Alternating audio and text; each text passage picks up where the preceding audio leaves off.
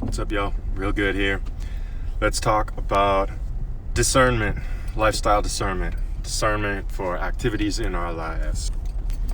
But first, if you're not subscribed, subscribe. Hit that subscribe button, smash that subscribe button, hit the bell, and head over to patreon.com/realgoodlife and go ahead and donate. Even just $1 a month helps. I appreciate you. Let's build this together. Let's go. Okay, why are we talking about lifestyle discernment? Because I'm feeling tired. I feel rich. I feel like I'm on lots of right orientations towards the things going on in my life, but I am spreading myself thin. So I'm feeling tired, which is a note to me to check in with myself and be discerning with my time, my activities, and potentially my lifestyle.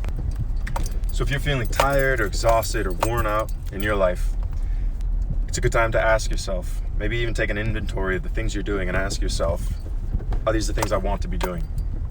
I know it's challenging for some people, and we've got stories about why you can't change the things you're doing. I got to work 3 jobs and that sort of thing. Got it. Totally. I know that can be a place where you are currently stuck in your life, and you can also be working towards getting out of that situation. Maybe you find yourself over-socialized, which often I feel like my life is way too full of socialization and richness and connection, and I feel mixed, and I'd like to dive into that and be like, well, is it that I really don't want to commute and I wish everyone just lived together, or is it that I'd like to be more socially discerning with the people that I spend time with?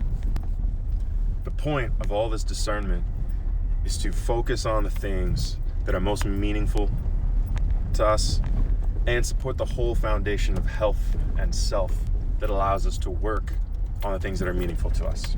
So when we look at our reality in this case, it might be taking an inventory of what we've been up to and what we feel ourselves drawn to, and we ask ourselves what's good. So here, goodness is kind of correlating with discernment. Take an inventory and we look at what's good, where do we wish we were spending our time, where do we, what are things that maybe we're doing that we know we don't want to be doing. We can lean into starting to lean away from those and doing the work, real good work. The work is this effort.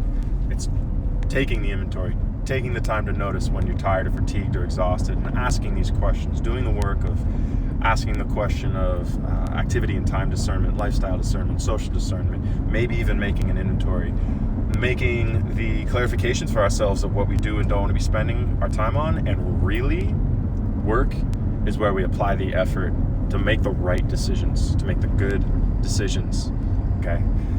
That's what we're doing here. We're trying to look at our realities, trying to notice what's good, trying to put in the effort so we can keep building and rolling towards what's good. So for me, I am noticing tiredness. I am noticing a lot of complexities that I don't think we have time to get into in this video that are going on in my life at the moment.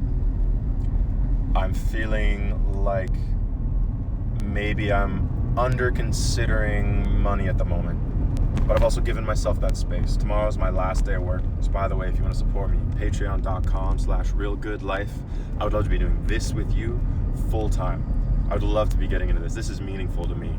Sitting at that computer, writing code to help rich people get richer all day, not my idea of meaningful work, not what I want to be doing. I want to be hearing the somatics. I want to be communicating with you. Hit those comments if you want to start the conversation. Something I am appreciating in my discernment is spending more time in real life with friends, with our bodies, moving, saying no when our body has sort of reached a limit, and continuing to have a healthy orientation with the body. I think that's pretty core, pretty foundational to keep the energy levels up. Somewhere where the jury's out, but it feels closely related, is around sleep. I notice that I love, when I check in with my somatics, I love sleeping in. It's wonderful. No alarm, no clock. Sleep in until I feel like getting up. Love it. It feels so good. But then there's the other side of me, this lighter, more subtle, large cloud that kind of wonders, what if I was an early bird? I've been spending time with these sort of like high neuroticism early birds that go out and crush it. They're up at 5 a.m. They're doing their workouts, kind of like we do in our first couple hours of the day. But then they're done with everything by 8 a.m. before I'm often even awake. And then they're getting into work, which is something that I'd prefer to be skipping. I prefer my work to be the things that I love, which is I'm passionate about self-work and healthy interpersonal relationship, and where real conscious, lucid, hyper-sane spirituality comes into that as well. So the whole psychoenergetic system, the relationship with the real self, and healthy conflict resolution, as well as emotional intimacy. All of that, I enjoy reading about it. More so, I enjoy practicing it and living it and actually finding out how it works in the real world, so I can bring you the real experiences that I'm having and continue to share these lessons with you. Again, if you want to support that, patreon.com/realgoodlife. Any subscription that you can offer is helpful. And in the comments, if you let me know which of those topics you prefer, those are helpful too.